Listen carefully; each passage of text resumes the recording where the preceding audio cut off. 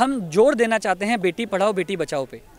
मोदी जी ने, प्रधानमंत्री जी ने, सरकार ने, सभी लोगों ने ये नारा दिया कि बेटी बचाओ बेटी पढ़ाओ, लेकिन सरकार इस बारे में कदम उच्च स्तरीय बैठक करके नहीं कर पा रही है, क्योंकि हमारा मानना ये है कि कोई भी कदम तब तक सार्थक नहीं है जब तक कि उसमें इम्प्लीमेंटेशन प्रॉपर ना हो।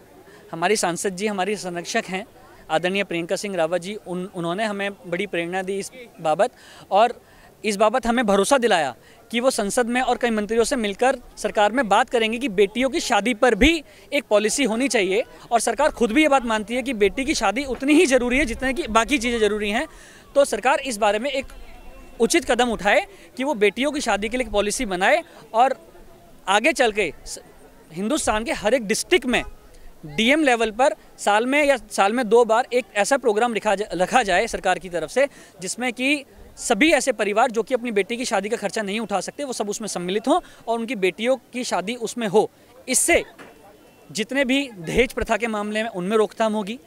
जब किसी बेटी की शादी सरकारी प्रांगण में होगी या सामाजिक प्रांगण में होगी, तो जो दूल्हे वाले होते हैं, जो बेटी पे अत्याचार दुराचार करते हैं दहेज प्रथा को लेकर के, मारपीट करना, डोमेस्टिक वायलेंस, इस पर रोकथाम लगेगी।